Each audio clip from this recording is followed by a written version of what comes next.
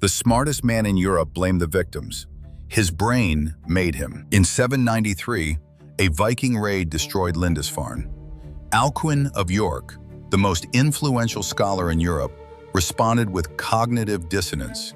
Here's the psychology. When the Viking raid on Lindisfarne happened in 793 AD, the most powerful scholar in Christian Europe, Alcuin of York, advisor to Charlemagne, didn't grieve. He found a way to blame the victims. This is a case study in cognitive dissonance, defense mechanisms, and why the human brain chooses narrative survival over honest confrontation with reality. Alcuin wasn't cruel, he wasn't cold. His brain did exactly what your brain does when reality breaks your mental model. It found a third explanation that kept the framework standing. This is what 793 AD teaches us about human psychology in 2025, and why we still use the same defense mechanism Alcuin used 1,200 years ago. Before we talk about the Viking raid on Lindisfarne, we need to talk about the man who wasn't there. His name was Alcuin of York. Born around 735 in Northumbria, England, trained at York Minster. By 793, he was personally recruited by Charlemagne to run education across the entire Frankish Empire. He was, without question, the most influential scholar in the Western world.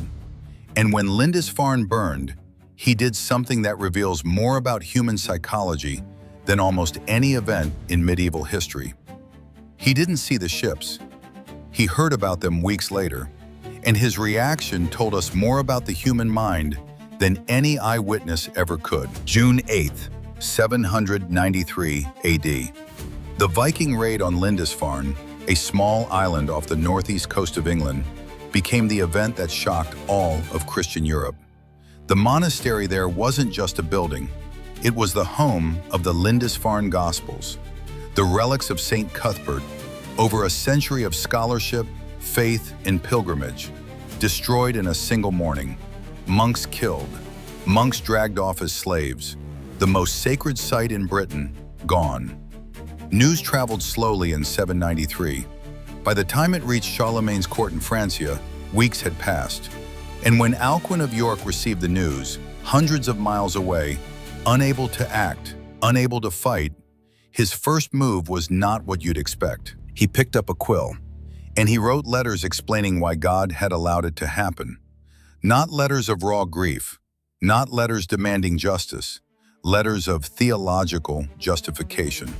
That single instinct, to explain rather than to feel, is the most psychologically revealing moment in this entire story.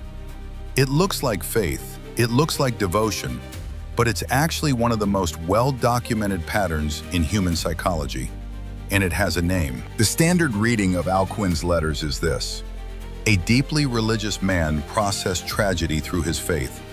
That is what believers do. That reading misses everything. Alcuin of York wasn't just praying, he was one of the sharpest minds in 8th century Europe, the man Charlemagne trusted to reform education across an empire.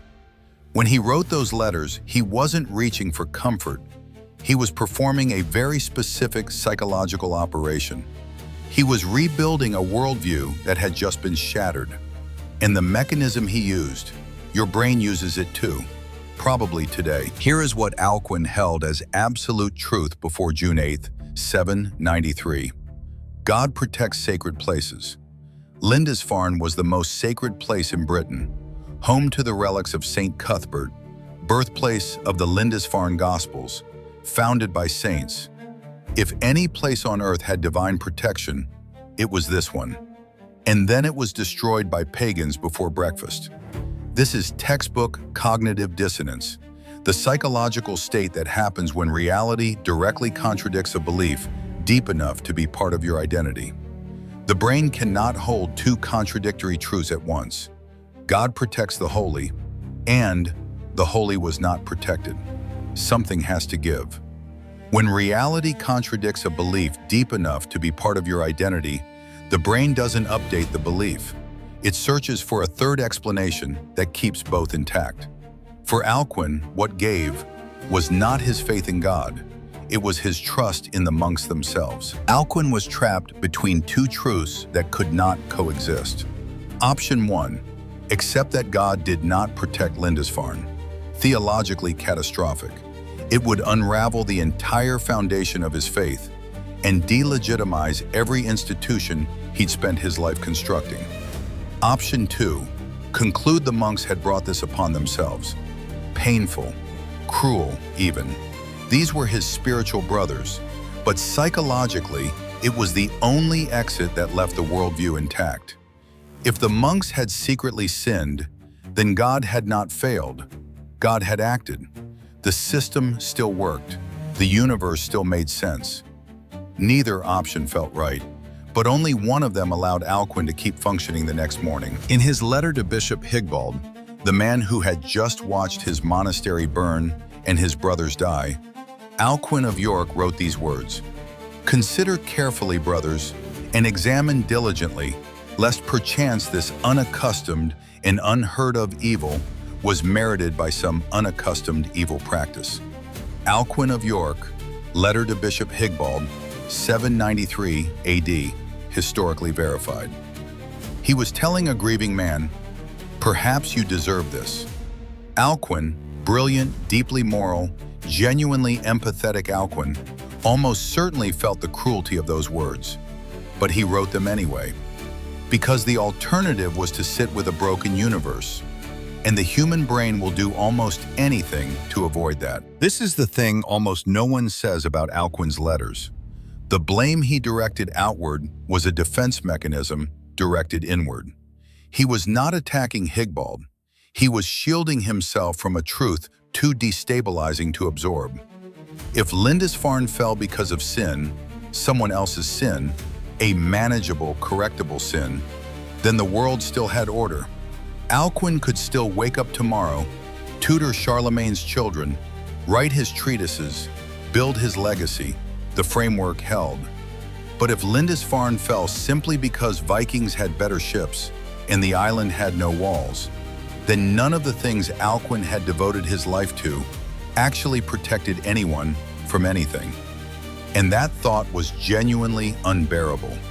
His brain chose survival over honesty, not because he was weak, because that is exactly what every human brain does. The Viking raiders were never caught, never pursued. King Ethelred of Northumbria, whom Alcuin also wrote to with barely concealed contempt, did nothing.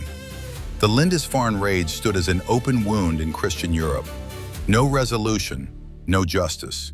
And Alcuin of York spent years after 793 writing about moral reform, monastic discipline, the need for the church to cleanse itself. The explanation he had constructed to survive the news became the lens through which he saw everything that followed. One letter, one psychological maneuver, and it shaped his thinking for the rest of his life. And here is where medieval history stops being medieval history. You use Alcuin's exact psychological defense mechanism right now in your own life. When a relationship ends and instead of accepting it, you find reasons why the other person was flawed all along. Because I chose badly is harder to hold than they were the problem. When your project collapses and you reach immediately for external blame, the market, the timing, the team, because my core belief about my own ability was wrong, is too destabilizing to process. When something bad happens to a good person, and your first instinct is to find what they did wrong, because a world where good behavior guarantees safety is far more livable than one where it doesn't. Every one of those moments is cognitive dissonance resolution. Your mind doing exactly what Alcuin's did, choosing the explanation that keeps the framework standing, even when the evidence says the framework should fall. He was one of the greatest minds of his era. And when reality broke his model, he did exactly what you would do. He found someone else to blame. Different century, same mind, same move.